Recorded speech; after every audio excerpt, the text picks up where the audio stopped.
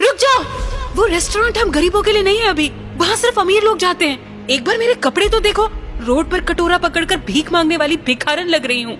और जरा उस रेस्टोरेंट में खाना खाने वाले अमीरों को देखो, उनमें और हमें जमीन आसमान का फर्क है। नहीं अनन्या, तुम बहुत सुंदर लग रही हो। लेकिन अभी वो इस शहर का सबसे महंगा रेस्टोरेंट है, हमारी औकात वहाँ पानी पीने की भी नहीं है। तुम चिंता मत करो, मैंने आज के दिन के लिए पहले से ही सेविंग्स करके रखी है। आज तुम्हारा बर्थडे है अनन्या। तुमने दिन रात ऑर्डर्स डिलीवर करके ये पैसे जोड़े हैं अभी, मैं तुम्हें एक दिन में ये सारे पैसे नहीं उड़ाने दूंगी। अनन्या प्लीज, ये सब तुम मुझ पर छोड़ दो। इतना कहकर अभिनव उस महंगे रेस्टोरेंट के अंदर चला गया। अनन्या अभिनव को रोकने के लिए उसके पीछे पीछे भागी और जल्दी जल्दी में एक अमीर आदमी से टकरा गई और उस अमीर आदमी के महंगे सूट पर वाइन गिर गई। I am sorry sir. अंधी हो क्या? इस गवार को अंदर किसने आने दिया? इस सूट की कीमत भी पता है तुझे? 20 लाख का सूट है ये। आई एम सॉरी, मुझसे गलती हो गई, मैं इस वक्त यहाँ से चली जाती हूँ। तुम्हें क्या लगता है मैं तुम्हें इतनी आसानी से यहाँ से जाने दूंगा? जब तक तुम मुझे 20 लाख रुपए नहीं दे देती, मैं तुम्हें कहीं नहीं जाने दूंगा। इसी वक्त मेरे सूट की कीमत चुकाओ, वरना क्या? अचानक ही अभिनव अनन्या के पास वापस आया। उस अमीर आदमी ने अभिनव को गौर से देखते हुए कहा, वाह, एक और सड़क छाप गवार। इस रेस्टोरेंट का स्टैंडर्ड वाकई बहुत गिर चुका है। इसी वक्त मेरी पत्नी से माफी मांगो। मैं माफी मांगू? तुम जानते भी हो मैं कौन हूँ। अनन्या उस अमीर आदमी और अभिनव के बीच हो रहे झगड़े को देखकर बहुत घबरा गई। अभी इससे माफी मांग लेते हैं और चलते हैं यहाँ से। इस अमीर आदमी को मैंने टीवी पर देखा है, ये सिंघानिया इंडस्ट्रीज का। मेरी पत्नी से माफी मांगो, वरना आज के दिन के लिए तुम जिंदगी भर पछताओगे। अभिनव की बात सुनकर वो अमीर आदमी गुस्से से तिलमिला उठा। पूरा रेस्टोरेंट उसे देख रहा था। मैं इस शहर का सबसे बड़ा हीरा व्यापारी हूँ। अमीर से अमीर लोग, मंत्री संतरी सब मेरे पॉकेट में रहते हैं। मैं चाहूँ तो चुटकी बजाते ही तुम्हारा नामो निशान गायब कर सकता हूँ। और अगर चुटकी बजाते ही मैंने तुम्हारे पूरे बिजनेस का नामो निशान ही गायब कर दिया तो? जब तक वो आदमी अभिनव की बात समझ पाता, अभिनव ने अपना फोन निकाला और किसी को एक मैसेज भेजा। अगले ही पल उस अमीर आदमी को एक कॉल आया और उसके पैरों तले जमीन खिसक गई। बेटा, हम बर्बाद हो गए, हमारी कंपनी के शेयर्स गिर गए और हमें करोड़ों का नुकसान हो गया। व्हाट? ये कैसे हो सकता है पापा? कोई हमें बर्बाद करने की कोशिश कर रहा है। क्या तुमने किसी बड़े आदमी को नाराज किया है? अगर किया है तो इसी वक्त माफी मांग लो, नहीं तो कल तक हम सड़क पर आ जाएंगे। वो अमीर आदमी अभिनव की तरफ मुड़ा और बोला, तुमने कैसे किया ये सब? तुम आखिर हो कौन? अबे ओ निठल्ले घर जमाई, उठ जा सो के। दोपहर के 12 बज रहे हैं। आज फिर अमीर होने के सपने देख रहा है क्या? जल्दी इधर आकर मेरे पैर दबा, बहुत दर्द हो रहा है। अरे सासू माँ, मुझे अभी जल्दी किसी से मिलने जाना, मैं वापस आकर दबा दूंगा आपके पैर। साले निठल्ले, आज तक चवन्नी तूने कमाई नहीं। मेरी बेटी के फेंके हुए टुकड़ों पर तू पल रहा है और तुझे किसी से मिलने जाना है। अभिनव एक घर जमाई था और अपने ससुराल के सभी छोटे बड़े काम किसी नौकर की तरह करता था। लेकिन आज उसे किसी से मिलने जाना था और उसकी सास शर्मिला को ये मंजूर नहीं था। तभी अभिनव की पत्नी अनन्या वहाँ आती है। ये सुबह सुबह कैसा शोर मचाया हुआ है माँ? अनन्या की बात सुनते ही शर्मिला ने कहा, शोर मैंने नहीं, तेरे इस निखट्टू पति ने मचाया हुआ है, जिसे तेरे सठियाए हुए दादा ने जबरदस्ती तेरे पल्लू से बांध दिया। मेरा बस चले तो मैं इसे लात मार कर घर से निकाल दूं।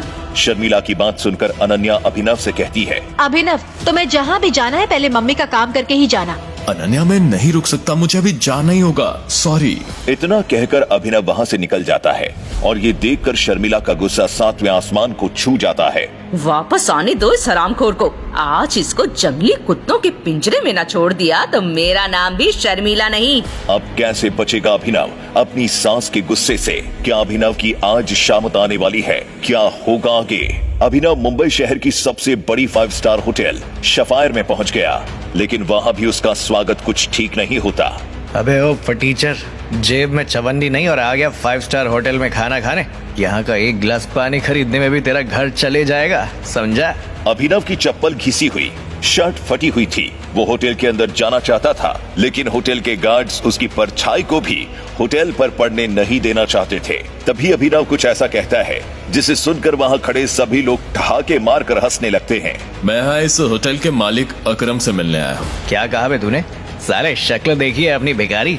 तुझ जैसे आदमी से अकरम साहब अपना बाथरूम तक साफ न करवाएं। बड़ा आया मिलने वाला उनसे। सिक्योरिटी गार्ड्स इतना कहकर अभिनव को साइड में हटा ही रहे थे कि तभी वहां अभिनव की एक्स गर्लफ्रेंड वैभवी अपने नए बॉयफ्रेंड के साथ पहुंचती है और अभिनव पर तंज कसते हुए कहती है, अरे गार्ड भैया, इन गरीबों को ऐसे भी नहीं भगाते। अब होटल में तो लोगों की प्लेट से बचा हुआ खाना फेंकने में जाता ही है, तो वो ही इस गरीब को दे दो, बेचारा बहुत भूखा लगता है। अभी कुछ दिन पहले ही वैभवी अभिनव के साथ जीने मरने की कस्में खाया करती थी और आज वो उसके ही साथ किसी भिखारी की तरह बर्ताव कर रही थी। तभी वैभवी का बॉयफ्रेंड देवेंद्र अभिनव के पास ही थूकते हुए कहता है, मुझे तो विश्वास नहीं होता वैभवी कि ये निठल्ला तुम्हारा बॉयफ्रेंड था। देवेंद्र की इस बात को सुनकर अभिनव के गुस्से का ठिकाना नहीं था, लेकिन इससे पहले कि वो कुछ कहता, वहाँ एक आलीशान मर्सिडीज कार आकर रुकती है। उस कार के रुकते ही गेट पर खड़े सभी गार्ड्स उस गाड़ी की तरफ दौड़ते हैं। अरे जल्दी चलो, अकरम साहब आ गए। कोई गेट खोलता है तो कोई छाता निकालता है। सारे गार्ड्स उस कार में बैठे शख्स के उतरने का इंतजार कर रहे थे। तभी उस कार में से उस होटल का मालिक अकरम निकलता है। कार के नीचे उतरते ही अकरम की नजर उस भीड़ पर पड़ती है जिसने अभिनव को घेर रखा था। उस भीड़ को देखकर अकरम अपने गार्ड से पूछता है, ये होटल के मेन गेट पर इतनी भीड़ क्यों इकट्ठा है? कोई फटीचर है, कह रहा था कि आपने उसे यहाँ बुलाया है। गार्ड्स की बात सुनकर अकरम अपनी तेज आवाज में कहता है, कितनी बार बोला है तुम लोगों को, मुझे ऐसे लोग मेरी होटल के सामने नहीं चाहिए, फौरन बाहर फेंको उसे। अकरम की बात सुनते ही तुरंत 4 गार्ड्स अभिनव की तरफ बढ़ते हैं और उसे वहां से उठाकर बाहर ले जाने लगते हैं। गार्ड्स अभिनव को अकरम के सामने से ही उठाकर ले जा रहे होते हैं कि तभी अकरम की नजर अभिनव के हाथ में पहनी एक अंगूठी पर जाती है और उसके बाद जो होता है उसे देखकर वहां खड़े सभी लोगों की दुनिया हिल जाती है। रुक जाओ, नीचे उतारो उन्हें। अभिनव के हाथ में उस अंगूठी को देखते ही अकरम उन गार्ड्स को रोकता है और अभिनव को नीचे उतारने को कहता है। अकरम की बात सुनकर गार्ड्स अभिनव को तुरंत ही नीचे उतार देते हैं। इधर गार्ड्स अभिनव को नीचे उतारते हैं और उधर करोड़पति अकरम अभिनव के पैरों में गिर जाता है। मुझे माफ कर दो टाइगर, मैं आपको पहचान नहीं पाया। आखिर क्यों शहर का सबसे बड़ा बिजनेसमैन गिर गया अभिनव के पैरों में? आखिर उस अंगूठी का क्या था राज? अपने सासू द्वारा प्रताड़ित होने वाले घर जमाई से आखिर क्यों माफी मांगने लगा शहर का सबसे बड़ा करोड़पति? ऐसा क्या खास छुपा था अभिनव के व्यक्तित्व में? क्या कोई राज था जो सिर्फ अकरम को ही पता था? क्या वो राज सबके सामने आ पाएगा? जानने के लिए नीचे दी गई इंस्टॉल लिंक पर क्लिक करिए और तुरंत सुने इस रोमांचक कहानी द रिटर्न ऑफ टाइगर को सिर्फ और सिर्फ पॉकेट FM ऐप पर। जल्दी करें, ये शो सिर्फ आज के लिए फ्री है। अकरम के साथ हुई इस मुलाकात के बारे में अभिनव ने किसी से कुछ नहीं कहा। अगली सुबह जब अभिनव अनन्या को टिफिन देने उसके ऑफिस पहुंचा, तो उसने देखा कि ऑफिस में भागदौड़ मची हुई है। फिर भी वो कानों में हेडफोन्स लगाकर अपनी धुन में मस्त था। भागदौड़ की वजह हाल ही में ब्रेक हुई न्यूज थी। बिजनेस जगत से आ रही एक बड़ी खबर। सिंह इंडस्ट्रीज को लगा भारी झटका। उनके हाथ से फिसला 200 करोड़ का सरकारी टेंडर और चला गया आहूजा कॉर्पोरेशंस के पास। सिंह इंडस्ट्रीज की दिशा बदलने के लिए ये टेंडर आखिरी उम्मीद थी। मार्केट में इस खबर से सिंह इंडस्ट्रीज के शेयर्स में आ रही है भारी गिरावट। अनन्या सिंह अपनी कंपनी की डूबती नाव को कैसे संभालेंगी? ब्रेक के बाद इस खबर पर करेंगे हमारे एक्सपर्ट्स के साथ चर्चा। बने रहे हमारे साथ। Guys, the situation doesn't look good. ये हमारा आखिरी मौका था सिंह इंडस्ट्रीज को रिवाइव करने का। टीवी बंद करते ही चिराग ने कॉन्फ्रेंस रूम में बैठे सभी लोगों से कहा। चिराग अनन्या का दोस्त और बिजनेस पार्टनर था। दादाजी के गुजरने के बाद बिजनेस को संभालने के लिए अनन्या ने चिराग को अपना पार्टनर बनाया था। वैसे तो उसे अनन्या का लाइफ पार्टनर बनना था, लेकिन अनन्या के दादाजी ने मरने से पहले जबरदस्ती अनन्या की शादी एक गरीब डिलीवरी बॉय अभिनव से करा दी थी। अनन्या बिल्कुल खामोश अपनी कुर्सी पर बैठी थी। तभी उसके बगल में बैठे कंपनी के चीफ फाइनेंशियल ऑफिसर मौतिक ने कहा, अनन्या, टेंडर न मिलने से हमारे सारे इन्वेस्टर्स ने अपना हाथ खींच लिया। The balance sheet doesn't look good. अगर यही हाल रहा तो हमारा दिवालिया निकल जाएगा। दिवालिया? नहीं, ऐसा नहीं हो सकता। इस कंपनी को दादाजी ने अपने खून पसीने से बनाया था। सालों की मेहनत से सिर्फ देश में ही नहीं विदेश में भी सिंह इंडस्ट्रीज का परचम लहराया था, और आज एक झटके में सब खत्म। ऐसा नहीं हो सकता, कोई तो तरीका होगा।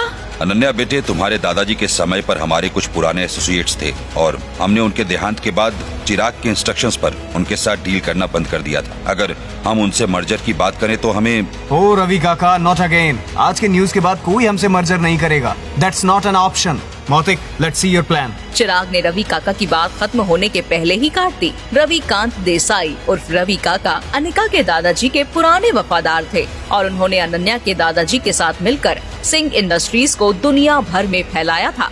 लेकिन आज वो सिर्फ नाम के कंपनी एडवाइजर थे। उधर रोज की तरह अभिनव दुनिया से बेखबर अपनी ही धुन में हाथों में अनन्या का लंच बैग और कानों में हेडफोन्स लगाए ऑफिस आया और मुस्कुराते हुए अनन्या की सेक्रेटरी मिसेस लोबो से बोला, good morning Mrs Lobo, it's a bright beautiful Monday, कैसी हैं आप?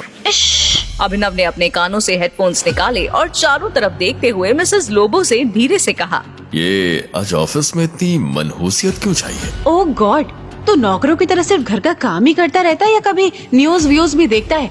इतने बड़े इंडस्ट्रियलिस्ट का दामाद है लेकिन बिजनेस की कोई खबर नहीं। अरे ऐसा क्या हो गया जिसकी खबर मुझे नहीं? पीछे टीवी पर देख, सरकारी टेंडर न मिलने से सिंह इंडस्ट्रीज को लगा बड़ा झटका। वेंटिलेटर पर चल रही सिंह इंडस्ट्रीज को 200 करोड़ के टेंडर से थी आस और ये टेंडर चला गया आहूजा कॉर्पोरेशन के पास। सिंह इंडस्ट्रीज और उसके गिरते हुए शेयर्स को कैसे बचाएंगी अनन्या सिंह, अपने एक्सपर्ट से हम जानेंगे दिवालिया हो रहे सिंह इंडस्ट्रीज का फोन भविष्य। की घंटी सुनते ही मिसेस लोबो ने टीवी का वॉल्यूम कम किया और फोन उठाते ही कहा, hello, yes ma'am, right away, मैं फाइल्स लेकर आती हूँ। अनन्या कहाँ है? अभिनव, तुम अभी घर जाओ, मुझे फौरन अनन्या मैम को फाइल्स देनी है। मिसेस लोबो फाइल्स लेकर कॉन्फ्रेंस रूम की तरफ बढ़ने लगती हैं। मिसेस लोबो, मुझे अनन्या से मिलना ही है। I need to meet her right now. Abhinav जिद मत करो, जाओ यहाँ से। वैसे आप कहाँ जा रही हैं? Conference room. Thank you.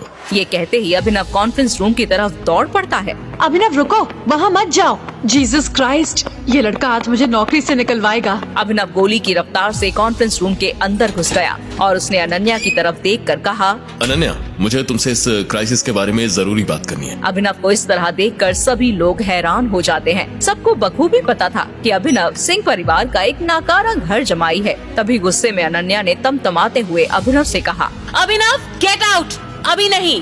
मोतिक, please continue. Ananya, मेरे पास इस मुसीबत से निकलने का रास्ता है, मुझे सिर्फ 5 मिनट दे दो। अभिनव का इतना कहना ही था कि तभी चिराग अपनी कुर्सी से उठा और अभिनव को जबरदस्ती बाहर धकेलते हुए बोला, ये कॉन्फ्रेंस रूम है, कोई सब्जी मंडी नहीं जो मुंह उठाकर चले आए। साले फटीचर, तेरी औकात ही क्या है कंपनी के मैटर्स में बोलने की? अनन्या, सबसे पहले कंपनी से इस आदमी को निकालो, इसी की वजह से कंपनी की बैंड बजी हुई है। Ananya, take your own decisions. Chirag Abhinav को कॉन्फ्रेंस रूम के बाहर धकेल देता है, जिसे देख ऑफिस में काम कर रहे सभी लोग अपनी अपनी जगह पर खड़े हो जाते हैं और कानाफूसी करने लगते हैं। तभी चिराग चिल्लाता है, सिक्योरिटी, सिक्योरिटी, ऑफिस के बाहर फेंको इस आदमी को। भागते हुए 2 सिक्योरिटी गार्ड्स अंदर आते हैं और अभिनव को पकड़कर बाहर ले जाने लगते हैं। मिसेस लोबो को अभिनव की हालत पर तरस आने लगता है और वो चिराग से रिक्वेस्ट करते हुए कहती है, sir, I will handle this matter. आप प्लीज अंदर मीटिंग में जाएं। गुस्से में लाल चिराग वापस कॉन्फ्रेंस रूम में चला जाता है और अभिनव को लेकर सिक्योरिटी जब रिसेप्शन पर पहुंचती है तो मिसेस लोबो कहती हैं, लीव हिम नाउ। मैडम, चिराग सर ने इन्हें ऑफिस से बाहर निकालने को कहा है। I said leave him now. ये कोई चोर उचक्का है क्या? तुम्हारी अनन्या मैडम का पति और सिंह परिवार का घर जमाई है, ये भूल गए क्या तुम लोग? मिसेस लोबो की बातें सुनकर सिक्योरिटी ने अभिनव को छोड़ दिया। अभिनव ने अपनी शर्ट को ठीक करते हुए कहा, थैंक यू मिसेस लोबो, जितनी इज्जत मुझे आपसे मिलती है उतनी इज्जत तो मुझे अनन्या और उसकी माँ से भी कभी नहीं मिलती। ओह शट अप यू इडियट, मेरे साथ चलो। मिसेस लोबो अभिनव को ऑफिस की टेरेस पर ले जाती हैं और उसे अपनी तरफ घुमाकर पूछती हैं, अभिनव, तुम अंदर क्या बड़बड़ा रहे थे? कैसे तुम कंपनी को क्राइसिस से निकाल सकते हो? कैसे तो नहीं बता सकता अभी, लेकिन मदद करने के लिए मुझे कुछ इन्फॉर्मेशन चाहिए, उसके बिना आई एम हेल्पलेस। कैसी इन्फॉर्मेशन? मुझे कंपनी के इन्वेस्टर्स की डिटेल्स, शेयर होल्डर्स की लिस्ट और बैलेंस शीट देखनी है, उसके बाद ही मैं कुछ कर पाऊंगा। एक फटीचर रोड छाप आदमी इतनी बड़ी बड़ी बातें कैसे कर रहा था? कैसे अभिनव को बिजनेस की इन बारीकियों के बारे में पता था? मिसेस लोबो अभिनव की बातें सुनकर काफी हैरान थी, लेकिन उन्होंने अभिनव की काबिलियत पर सवाल न करते हुए कहा, मैन, अंदर जो हुआ उसके बाद ऑफिस का कोई स्टाफ इस काम में तेरी मदद नहीं करेगा, लेकिन एक आदमी है जो तुम्हारी मदद कर सकता है, अगर तुमने उन्हें कन्विंस कर लिया तो। कौन? Ravikant Desai sir, he can help you. वो अनन्या के दादाजी के काफी करीब थे, लेकिन जब से चिराग आया है उसने उनको साइडलाइन कर दिया है। Ravikant sir is a chain smoker, वो हर घंटे सिगरेट पीने यही आते हैं। तुम उनका वेट करो और उनसे बात करने की कोशिश करो, मैं वापस जाती हूँ। अभिनव वहाँ खड़ा होकर रविकांत देसाई का इंतजार करने लगता है। इसी बीच उसने अपने जेब से फोन निकाला और किसी को कॉल किया। मंत्री जी, कैसे हैं आप? अरे अभिनव जी, आज आपने हमें कॉल किया, हमारे तो भाग्य ही खुल गए। आपसे एक छोटा सा काम था। हुक्म किया जाए मालिक। एक गरीब डिलीवरी बॉय अभिनव की मंत्री जी से कैसे थी पहचान? मंत्री जी अभिनव से इतनी विनम्रता से बात क्यों कर रहे थे? फोन पर अभिनव मंत्री जी को कुछ समझा रहा था, तभी रविकांत देसाई उर्फ रवि काका वहां आ गए और वो अभिनव को देखकर चौंक गए। उन्हें देख अभिनव ने फोन रखते हुए मंत्री जी से कहा, मंत्री जी आप फौरन डिटेल्स पता करके मुझे कॉल कीजिए, रखता हूँ। रवि काका ने अपना सिगरेट निकाला ही था कि तभी अभिनव ने कुछ ऐसा कह दिया कि वो सिगरेट जलाने से रुक गए। रवि काका, सिंह इंडस्ट्रीज का मर्जर एके प्राइवेट लिमिटेड के साथ कैसा रहेगा? एके प्राइवेट लिमिटेड, ये तो हमारे सबसे पुराने एसोसिएट थे, लेकिन अभिनव इनके बारे में तुम कैसे जानते हो? इसके बाद अभिनव ने रवि काका को कुछ ऐसा बताया कि उसे सुनने के बाद उनके होश उड़ गए। उन्होंने अपनी सिगरेट वापस रखी और अभिनव को अपने साथ कॉन्फ्रेंस रूम ले गए। कॉन्फ्रेंस रूम में रवि काका के साथ अभिनव को देख चिराग ने दहाड़ते हुए कहा, गरीब फटीचर, तू गया ना यहाँ से? चिराग, बिहेव योरसेल्फ। अन्य बेटे, तुम्हें अभिनव को एक मौका देना चाहिए। He has a plan। Plan? वो भी इस सड़क छाप के पास? बरखुरदार, जितनी तुम्हारी उम्र नहीं है उतना मुझे इस कंपनी को चलाने का एक्सपीरियंस है। हमें अभिनव की बात सुननी चाहिए। ऐसे कैसे बोल सकते हैं? क्या कहना चाह रहे हैं आप? इन सब नोक-झोंक के बीच अनन्या एक गहरी सोच में थी। उसे अपने दादाजी की कही एक बात याद आ रही थी।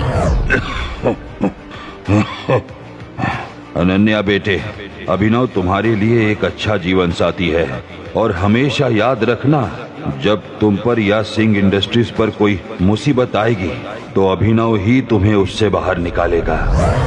सामने चल रही बहस को देख अनन्या जोर से चिल्लाती है, चिराग जस्ट शट अप। ये मत भूलो ये कंपनी मेरी है और हर डिसीजन का वीटो पावर मेरे पास है। अभिनव बैठो और जल्दी कहो। अनन्या का चिराग पर चिल्लाना देख अभिनव को बहुत खुशी हुई। रवि काका ने अभिनव को अपनी बगल वाली कुर्सी पर बिठाया। बैठते ही सामने रखे पानी के ग्लास को अभिनव ने एक सांस में गटक लिया और फिर कहा, अनन्या, मुझे कंपनी के इन्वेस्टर्स की डिटेल्स, शेयर होल्डर्स की लिस्ट और बैलेंस शीट देखनी है। उसके बाद ही मैं कुछ कह पाऊंगा। This is too much. हम किसी से भी अपने कंपनी के डिटेल्स शेयर नहीं कर सकते। मौतिक, अभिनव को अपना लैपटॉप पास करो। अनन्या, इस गधे अभिनव की बात सुन रही हो तुम? चिराग, माइंड योर लैंग्वेज। ये मत भूलो अभिनव मेरा पति है। 2 साल में पहली बार अभिनव ने अनन्या को उसके लिए लड़ते हुए देखा था। अनन्या की बात सुनते ही उसका सीना चौड़ा हो गया और मुस्कुराते हुए अभिनव ने मौतिक की तरफ देखकर कहा, May I have the laptop? मौतिक ने अनमने मन से अपना लैपटॉप अभिनव को पास किया। कुछ देर तक लैपटॉप पर फाइल्स चेक करने के बाद अभिनव ने कहा, अनन्या, स्टेटमेंट्स में बहुत सी इरेगुलरिटीज हैं और हमारे इन्वेस्टर्स के छोड़ के जाने का एक पैटर्न भी दिख रहा है। बैलेंस शीट में कुछ ट्रांजैक्शंस पर भी मुझे डाउट है। क्या बकवास कर रहे हो? ये सब तो हवाई बातें हैं। पहले ये बताओ, कंपनी को दिवालिया होने से कैसे बचाओगे? शेयर्स के गिरते प्राइसेस को कैसे कंट्रोल करोगे अभिनव? हाँ? गुस्से में मौतिक और चिराग ने अभिनव की बातों को नकारते हुए कहा, हमें अपने कंपनी के शेयर बाय बैक करने होंगे। Brilliant idea. तुम्हें क्या लगा अभिनव, हमने इसके बारे में सोचा नहीं होगा? अभिनव, हमारे पास फंड कहाँ है?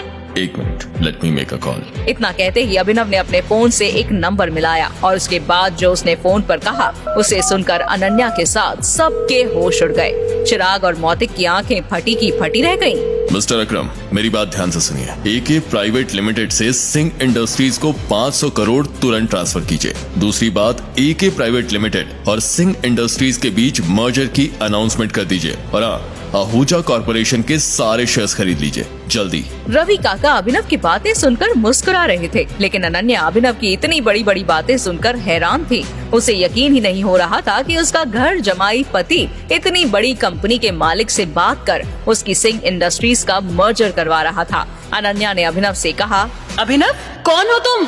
मुस्कुराते हुए अभिनव ने अनन्या की तरफ देखा, लेकिन उसने कोई जवाब नहीं दिया।